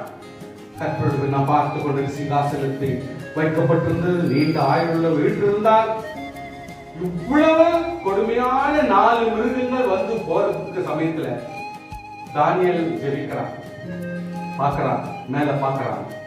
ஆண்டவராகிய கர்த்தர் பெரிய ஆயுஷ் உள்ளவர் வீற்றிருக்கிறார். கர்த்தருடைய பிள்ளைகளே, உலகத்துல நெருக்கடி, எங்கு பார்த்தாலும் வேதனை, எவ்வளவுதான் நடுவுல நம்ம வாழ முடியல, நல்ல ஒரு சமாதான ஜீவனம் நம்மளால பண்ண முடியல. இங்க ஒரு வைத்தறிச்சல், இங்க ஒரு வைத்தறிச்சல், இங்க ஒரு பொறாமை, இங்க ஒரு மோசடி, இங்க ஒரு கேடு கூத்து, எங்க பார்த்தாலும் ஒரு சமாதானமான நிலைமை இல்லாத இந்த உலகம் வந்து நமக்கெல்லாம் ஒரு பெரிய கன்ஃபியூஷனாவே இருக்குது. எப்படிதான் பண்ணாலும் நம்ம ஒரு ஆறுதலா வாழ, எங்கு பார்த்தாலும் ஒரு கன்ஃபியூஷனாவே இருக்குது, நிம்மதியா வாழ முடியாத ஒரு சூழ்நிலையா இருக்குது. இவர் சரித்திரத்தை எடுக்கிறார், அவர் சரித்திரத்தை எடுக்கிறார், இங்க இவர் தான் பெரிய ஆக்ட் பண்றாரு, அவரு ஆக்ட் பண்றாரு. வித்தியாசமான பாடல்கள் கன்ஃபியூஸ் ஆகும்போது கற்றுட பிள்ளைகளே, தினமும் நம்மளை கைட் பண்றேன். ப்ளீஸ், உன்னதமான சிங்காசனம், உன்னதமான சிங்காசனம். நீ தோல்வி அடையும் பொழுது, நீ வேதனை அடையும் பொழுது, நீ கண்ணீர் சொல்லும் பொழுது, நீ பார்க்க வேண்டியது உன்னதமான சிங்காசனத்தை நீ நோக்கி பார்க்க. அது உனக்கு ஆறுதலை கொடுக்க இல்லாவிட்டால் நம்மளாம் மனுஷரா வாழ முடியாது சார். டெஃபினெட்லி வாழ்க்கை ஒரு வெறுப்பா மாறி போயிடும், உங்களுக்கு ஒரு துக்கமா மாறி போயிடும். நான் சொல்றேன், ஒரு பெரிய சங்கடமா மாறி போயிடும். இனி வாழணும்ன்ற ஆசையே போயிடும் உங்களுக்குலாம். பெட்டர் டெய்லி உன்னதமான தேவை நோக்கி பார்க்க, தினம் தினம் ஆறுதல் கிடைக்கும். அவருடைய வஸ்திரம் வெண்மையா இருந்தது, உறைந்த மழையை போன்றது. அவருடைய சிரசின் அதனுடைய முடி வெண்மையாகவும் பஞ்சை போல துப்புரவா இருந்தது. அவருடைய சிங்காசன அக்னி ஜுவாலையும் அதில் சிக்கலங்கள் எரிகிற நெருப்பா இருந்தது. அதில் நதி ஒரு சந்திலிருந்து புறப்பட்டு ஓடினது. 1000 பேர் ஒரு சிங்காசனம் வெள்ளையா இருந்துச்சு, பச்சை இருந்துச்சு. இதெல்லாம் ஒரு ஆவிக்குரிய எக்ஸ்பிளேஷன்ஸ். இதெல்லாம் ஒரு ஆவிக்குரிய எக்ஸ்பிளேஷன்ஸ். துக்கமான நேரத்துல அவருடைய தேர்ச்சுகிறது. உன்னுடைய பாவம் நிறைஞ்ச வாழ்க்கையில ஒரு பெண் வஸ்திரம் போடுகிறார். அல்லேலூயா. நீ தோய்ந்து தோய்ந்து வேதனைப்பட்டு கலங்குகிற நேரத்துல பஞ்சை போல உன்னை தேர்ச்சுகிறது. அல்லேலூயா. உனக்கு எதிர்ப்பாய் ஒரு புறஜாதியார் உன்னை நெருக்க வரும் பொழுது அவர் கொந்தளிக்கிற நெருப்பாக இருக்கிறார். So it's not இயேசு கிறிஸ்து மூஞ்சி இப்படி இருந்துச்சு அப்படி இருந்துச்சு. இந்த எக்ஸ்பிரஷன் யாருக்கு வேணும்? இந்த எக்ஸ்பிரஷன் கட்டிக்கிட்டு யாருக்கு பிரயோஜனம்? அர்த்தம் என்ன? ஹalleluya. இத படிக்கும் பொழுது பஞ்சா பாக்குது, நெருப்பா பாக்குது, இந்த மாதிரி பாக்குது, உலக பிரகாரம் பாக்கும்போது நம்ம ஒருபோதும் சமாதானம் வராது. ஆவிக்குரிய சத்தியத்தில் எடுக்கணும். ஆவிக்குரிய தத்துவத்தில் அதை எடுக்கும் பொழுது தேவனாகிய கர்த்தர் நமக்கு அவ்வளவு ஆசீர்வாதமாய் காணப்படுவார். தினம் தினம் நாம் ஆறுதல் அடைய வேண்டும். ஹalleluya, ஹalleluya. அந்த கொம்பு பெருமையானதை பேசுகிற நிமித்தம் அந்த மிருகம் கொலை செய்யப்பட்டது, அதன் உடல் அழிக்கப்பட்டது, எரிகிற அக்கினிக்கு ஒப்பு கொடுக்கப்பட்டது. இதோ மனுஷகுமாரனுடைய சாயலாக ஒருவர் வானத்து மேகங்களுடனே வந்தார். ದರ್ಶನ ಮಾಡಬೇಕು. ಯಾವ ರೀತಿ? ಲೋಕದಿಂದ ವಿನೋದವಾದ ಒಂದು ದೇವರು ನಮ್ಮನ್ನು ನೋಡುವುದಕ್ಕಾಗಿ, ನಮಗೆ ದರ್ಶನ ಕೊಡುವುದಕ್ಕಾಗಿ, ನಮ್ಮ ಕಣ್ಣಿನ ಮುಂದೆ ನಿಲ್ಲತಕ್ಕ ಒಂದು ದೇವರು ಬರ್ತಾನೆ. ஹல்லேலூயா. ஒரு வானத்துக்கு மேற்கொள்ள வந்தார். அவர் நீண்ட ஆயுசுள்ளவர். இடம் மட்டும் வந்து அவர் சமீபத்தில் கொண்டு வரப்பட்டார். சகல ஜனங்களும் யார் யார் பாஷைக்காரர் அவரை சேவிக்கும்படி அவருக்கு கர்த்தத்துவம் மகிமையும் ராஜ்யம் கொடுக்கப்பட்டது. அவருடைய கர்த்தத்துவம் நீங்காத நித்திய கர்த்தத்துவம், அவருடைய ராஜ்யம் அழியாதமாய் இருக்கிறது. தானியேலாகிய நான் என் தேகத்தில் என் ஆவியிலே சஞ்சலப்பட்டேன். கர்த்தாவே, ஏன்னா இப்படிப்பட்ட மிருகம் இருக்குது, இப்படிப்பட்ட வித்தியாசமா அந்த சிலிங்கினா 4 சிலிங்கி காலிக்கல, அதுக்கு பல்லு பிடிக்கல, இன்னொன்னு பார்த்தா அந்த பந்து போட்டு தான் விழாயிலுமே குச்சி போட்டு கவிக்கிட்டு குச்சி தூக்கிக்கிற. எப்படி கத்தாவி இதெல்லாம் பார்த்து கன்ஃபியூஸ் ஆயிட்டா. ரொம்ப கஷ்டமா இருக்கு. அந்த எப்படி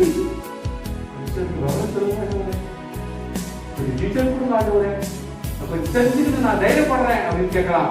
அந்த 4 பெரிய மிருகங்களும் பூமியில் எழுப்புகிற 4 ராஜாக்கள். நம்ம அதுக்கு அபிராயம் படிக்க வேண்டிய அவசியம் இல்லை. அதுக்காக பெரிய புத்தகம் வச்சு அப்படியே நுழைப்பிக்க வேண்டிய அவசியம் இல்லை. அங்கேயே கத்தருக்கு 4 மிருகங்களும் 4 ராஜாக்கள். ஆனால் உன்னதமானுடைய பரிசுத்தவான்கள் ராஜரீகத்தை பெற்று என்றென்றைக்கும் உள்ள சதா காலங்களிலும் ராஜ்யத்தை சிறந்து கொள்வார்கள் என்றார். மறைப்பொருள் வெளிப்படுத்தாண்டவரை கேட்டேன். அப்ப ஆண்டவர் சொல்றாரு, நல்ல கவனிங்க, அந்த 10 கொம்புகளில் இருந்த அந்த மிருகம் அந்த ராஜாக்களின் 7 ராஜாக்களாம். Germany, France, Poland, Sweden, Spain, Netherlands, Ireland, Hungary, Denmark, Romania 10 நாட்களும் கூட்டணி சேர்ந்து அவங்க யூரோப் என்று சொல்லி, அதாவது அவங்க எல்லாரும் மத்தியிலையும் ஒரே நாணயம், ஒரே பணம், ஒரே பாஸ்போர்ட், ஒரே விசா. நான் ஜெர்மனி போன விசா எடுத்துட்டா அந்த 10 நாட்கள் இங்கிலாந்துல இருந்து அந்த அயர்லாந்து சொல்லிட்டு. சோ அது எல்லாவற்றுக்கும் நீங்கள் ஒரே விசாவை பயன்படுத்தலாம், ஒரே பணத்தை நீங்க பயன்படுத்தலாம். அதோட பேர் வந்து யூரோ. யூரோ அப்படின்ற ஒரு நாணயத்தை, ஒரு பணத்தை நீங்கள் பயன்படுத்தலாம். சோ அப்படிப்பட்ட ஒரு காரியத்தை அந்த 10 ராஜ்யங்கள் சேர்ந்த 10 கொம்புகளுக்கு அடையாளமாக காணப்பட்டது. அவர்களுக்கு பின்பு வேறொரு எழுப்புகிறார். இவருக்கு மத்தியில ஒருத்தர் எழுப்புறார், சின்ன ஒருத்தர் எழுப்புறார்.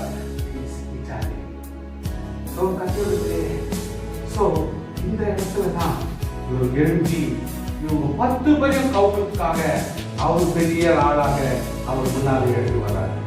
அதுதான் கற்றுடைய அவன் முந்தினவர்களை பார்க்கிலும் வேறா இருந்து 3 ராஜாக்களை தாழ்த்தி போட்டு உன்னதமானவருக்கு விரோதமாக வார்த்தைகளை பேசி உன்னதமானவருடைய பரிசுத்தவான்களை ஒடுக்கி காலங்களையும் பிரமாணங்களையும் மாற்ற நினைப்பான். அவர்கள் ஒரு காலங்களும் அரைக்காலமும் செல்லும் மட்டும் அவைகள் கையில் ஒப்புக் கொடுக்கப்படுவார்கள். ஆனாலும் நியாயசங்கம் உட்காரும், அப்பொழுது முடிவு பரியந்தும் அவனை சங்கரிக்கும்படியாக அழிக்கும்படியாக அவருடைய ஆளுகை நீக்கி போடுவார். ஹல்லேலூயா. மனுஷ அரசாட்சி நீக்கப்பட்டு போம், உலகத்துடைய அரசாட்சி நீக்கப்பட்டு போம்.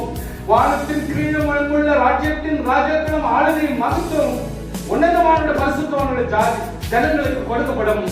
அவருடைய ராஜ்யம் நித்திய ராஜ்யம், சகல கர்த்தத்துவமும் அவரை சேமிக்கும், அவருக்கு கீழ்பட்டிருக்கும் என்றார். ஹல்லேலூயா. கர்த்தருக்குள்ளே இந்த 7ஆம் அதிகாரத்துல ஓரளவுக்கு நமக்கு உலகத்தினுடைய ராஜாக்கள் அந்த மேலிய பெருசி அதெல்லாம் போயிடுச்சு.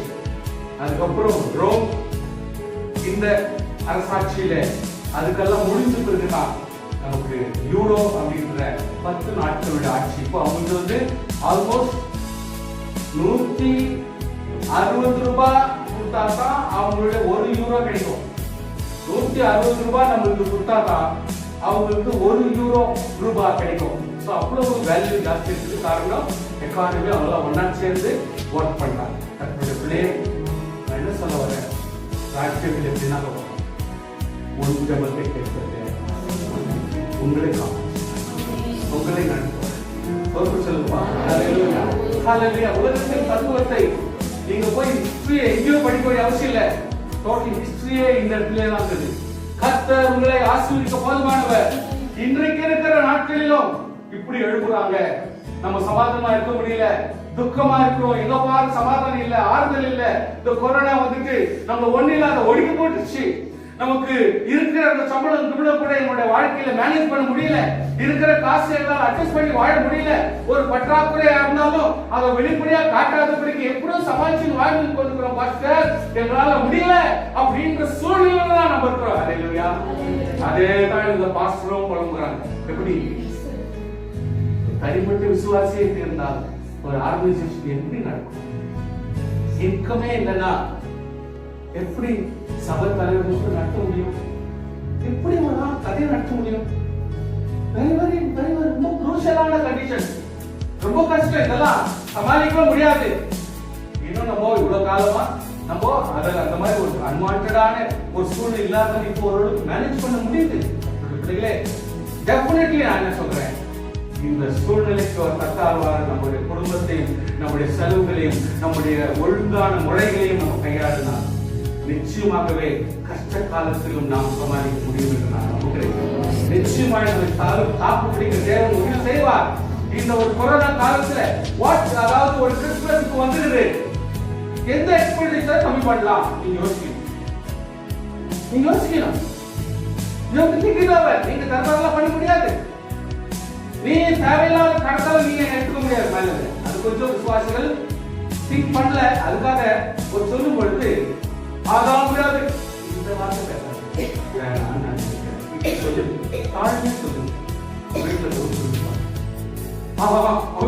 இந்த மாதிரி ஸ்டண்ட்ஸ் எல்லாம் வீட்டுக்குள்ள நடக்காது. விரோதம் தாழ்மையா பேசு. நான் சபைக்கு நான் ஒரு ஸ்ட்ராட்டஜி சின்னதா பண்ணிருக்கேன். அவன் சொல்ற கேளுங்க, கேலண்டர் பண்ணோம்.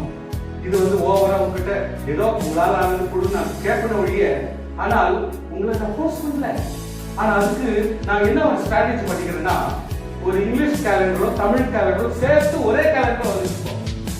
நான் என்ன சொன்னேன், ஓகே எனக்கு தமிழும் இங்கிலீஷும் ஒரே கேலண்டர்ல வருதுன்னா அந்த கேலண்டர் தான் எனக்கு வேணும், கொடுங்க. நான் எனக்கு ஓவர் பர்டன் பண்ணோம், ஏன் ஓவர் சிரமம் எடுக்கணும்? அந்த மாதிரி வேண்டாம், நான் எக்கானமியா செய்யல, சில வேலைகளை பண்ணலாம் அப்படின்னு சொல்லிட்டு நான் ஆல்ரெடி ஆர்டர் பண்ணி அப்படிப்பட்ட ஒரே கேலண்டர் நல்ல ஒரு மாசத்துக்கு ஒரு சைஸ்லயே 2 கேலண்டர் 2 மாசம் வர மாதிரி ஒரு 3 பேஜ் ரொம்ப சிம்பிளா இருக்கு. ரொம்ப அழகா அதே சைஸ் தான், அதே சைஸ் தான். கன்னடா கேலண்டர் அதே சைஸ் தான், ஆனா அதுக்கு காம்பினேஷன் இல்லை. அதனால இப்போ நான் புக் பண்ணிட்டு இப்போ ஓரளவுக்கு நமக்கு எக்கானமியா போயிட்டு இருக்கு. என்ன முடியுமோ அதை சுருக்கணும், என்ன முடியுமோ அதை செய்யலாம். வாசித்தவரை சுருக்க முடியாது, வாசித்தவருக்கு சுருக்க முடியாது. இதுல ஓரளவுக்கு பண்ணலாம். என்னென்ன முடியுமோ செய்யலாம். அதுக்காக நம்ம ஓவர் ஜிம்ம கூடாது, அதெல்லாம் ஒன்றும் செய்யாத உட்கார கூடாது. வீட்டுல கூட நீங்க போயிட்டு ஒரு சாரி வாங்குறீங்க, ஒரு பொருள் வாங்குறீங்கன்னா எப்படிப்பட்ட ஒரு சாரி வாங்கலாம், அதுக்கு எப்படி அட்ஜஸ்ட் ஆகி போகலாம், இந்த டைம்ல ஓவர் பர்டன் ஆகுமா? சில பேர் அந்த சிஸ்டர் என்ன பார்த்தா என்ன நினைப்பாங்க, அந்த பர்தர் என்ன ஒரு மாதிரி பார்ப்பாரு. பாருங்க, யாருக்காக நீங்க வாழ்றீங்க, யாருக்காக நீங்க ஜீவிக்கிறீங்க எனக்கு புரியாது. எவ்வளவு நாளைக்கு தான் இன்னொருத்தருக்காக வாழ்றது? நம்ம நமக்காக வாழ்வோம். ஹல்லேலூயா, நமக்காக வாழ்வோம். ஹல்லேலூயா. கர்த்தருடைய பிள்ளைகளே, எப்படியாவது வாய்ப்பு கூட சொல்லியிருந்தாங்க, நம்ம எப்படினாலும் என்ன பண்ணலாம், எப்படியாவது கொஞ்சம் செலுத்தி ஏதோ பண்ணி அட்ஜஸ்ட் பண்ணி முடிக்கலாம். இருந்தாலும் நமக்கு ஒரு ஃபர்ஸ்ட் வீக்ல ஒரு நல்ல ஒரு எக்ஸிபிஷன் பண்ணுறோம், பிளஸ் செகண்ட் வீக்ல நமக்கு ஒரு நல்ல ஒரு இவ்வளோ நாள் இல்லை ஒரு நல்ல சாப்பாடு நம்ம ஏற்பாடு பண்ணோம் அப்படின்னு சொல்லிட்டு சிலதோ சுருக்கி ஏதாவது சாரி கீரி இதெல்லாம் இதெல்லாம் வச்சுக்க வேண்டாம். நம்ம என்ன செய்யலாம், இந்த வருஷம் நம்ம ஒரு நல்ல ஒரு பிரியாணியாவது அன்னைக்கு ஒரு நாள் செகண்ட் வீக்ல செஞ்சா நல்லா இருக்கும். நம்ம விசுவாசிக்கு நம்ம குடும்பத்துக்கு நம்ம அப்படிப்பட்ட ஒரு மனசு வரலன்னா வேற என்ன வரலாம்? இப்படிப்பட்ட சில ஸ்ட்ராட்டஜி நம்ம தாழ்மையா பேசி பேசி பேசி ஒர்க் அவுட் பண்ணும்போது மட்டும்தான் அது ஒரு அன்பும் அழகும். So we will not prepare, we will give our candidate. So எங்கெங்கேயும் கன்செஷன் வாங்கி கொடுக்குறோம், எங்கெங்கேயும் நல்ல சாப்பாடு போடுறோம், ஏன் நம்ம விசுவாசிக்கு ஏன் அன்பா போடுறாங்க, நம்ம போடுறாங்க அப்படின்னு நம்ம யோசிச்சோம். ஸோ இப்படி கர்த்தருடைய பிள்ளைகளை எங்க வந்தாலும் தேவன் நம்ம அற்புதமாய் நடக்கும். பிரச்சனை தான், போராட்டம் தான், துக்கம் தான், இக்கட்டு தான், பண நெருக்கடி தான், போராட்டங்கள் தான், வைத்தறிச்சல் மத்தியிலே, துக்கத்தின் மத்தியிலே பல பேர் நம்மளை கெட்டவன் மோசடி இவன் சரியில்லை அப்படின்னு சொல்லிட்டு பார்க்கிற இடத்துலையும் கூட தேவனுடைய ஆறுதலை நோக்கி பாருங்க, வெண்மையான பரிசுத்தமாய் இருக்கிற தேவனை நோக்கி பாருங்க. ஹல்லேலூயா, ஹல்லேலூயா, ஸ்தோத்திரம். பஞ்சை போல இருக்கிற தேவனை பாருங்க. ஹல்லேலூயா. அவர் நமக்கு ஆறுதலை கொடுக்கிற என்ன கஷ்டம் வந்தாலும் கஷ்டம் தெரியாத மாதிரி நடத்துறாரு. அவ்வளவு ஸ்மூத்தாய் நடத்துகிற கர்த்தரை நோக்கி பாருங்க. ஹல்லேலூயா, ஹல்லேலூயா. நமக்கு எதிராய் வருகிற நெருப்பான எதிரிகளின் மத்தியிலே என் தேவன் வெளிச்சத்தின் நெருப்பாக இருக்கிறார். அந்த கர்த்தரை நோக்கி பாருங்க. அவர் நம்மை ஆறுதல் பட்ட போதுமானவர், சமாதானப்பட்ட போதுமானவர், கர்த்தருடைய பிள்ளைகள் பலப்படுங்கள். இந்த கிறிஸ்துமஸ் ஒரு ஆசீர்வாதமான கிறிஸ்துமஸ் ஆக இருக்கும். வெளியில காட்டிக்காதீங்க. யாருக்கும் ஒருத்தருக்கு துக்கத்தை நாம் சொல்லவே கூடாது. You cannot say certain secrets in your house. Certain strategies you cannot share. கர்த்தருடைய பிள்ளைகளே, நாம் அனுசரித்து அவர்களை நடத்தி கொள்ள வேண்டும். கர்த்தர் பெரியவர். ஹalleluya. எல்லாரும் கோஆபரேஷன் போட வேண்டும். எல்லாரும் கோஆபரேஷன் தர்பாரெல்லாம் பண்றதெல்லாம் விட்டுறணும். ஏன்னா அது இன்னும் ரசனத்தை தான் கொடுக்கும். அதனால என்ன ஆகுதுன்னா அவரு எரியிற ஆளாக அவர் வாழ்ந்து கொண்டு சூழ்நிலை இருக்கும். அதனால வீட்டுல எல்லாம் எப்படி எரியிற ஆளாக இருக்கக்கூடாது. அதனால கத்த சவாலாக இருக்கணும்னா நாம் ஸ்ட்ராட்டஜி ஒர்க் பண்ணி நம்ம ஒத்துக்கொடுத்து ஆறுதலாக குடும்பங்களிலே சமாதானத்துக்கு வருகிற வழிகளை பண்ணி நம்ம ஸ்மூத்தாக நம்ம காரியங்களை சாதிக்கணும். கிறிஸ்துமஸும் கொண்டாடணும். பலருக்கு உதவியா இருக்கணும். மற்றவங்களுக்கு ஆறுதலா இருக்கணும். நம்மளும் ஆறுதலா இருக்கணும். இந்த ஒரு அருமையான கிறிஸ்துமஸை நாம் கர்த்தரை கேட்டு கொண்டாடுவோம். கர்த்தர் பெரிய காரியம் செய்வார். ஹalleluya. Thank you. நான் இதோடு முடிக்கிறேன். உங்களுக்கு கர்த்தருடைய பலம் இருந்தால் நீங்கள் 9ஆம் அதிகாரத்தை நீங்கள் படித்துக் கொள்ளுங்கள். அவர் தேவாதி தேவனாக அந்த இடத்துல வெளிப்படுவார். அந்த இடத்துல தெளிவாக சொல்வார், தானியேலே நீ போயிட்டு முத்திரை போடு, சீல் போட சொன்னார். ஃபர்ஸ்ட் டைம் God says, கர்த்தருடைய பிள்ளையை பார்த்து, ஒரு அதிகாரி பார்த்து, ஒரு அதாவது ஒரு தேவதூதனை பார்த்து போய் தானியேல் இப்படிப்பட்ட சில ஆட்களை போயிட்டு சீல் குத்தவங்க அவங்க மேல சீல் குத்து 3 நாட்கள் 3.5 வருஷம் சாட்சி கொடுப்பார்.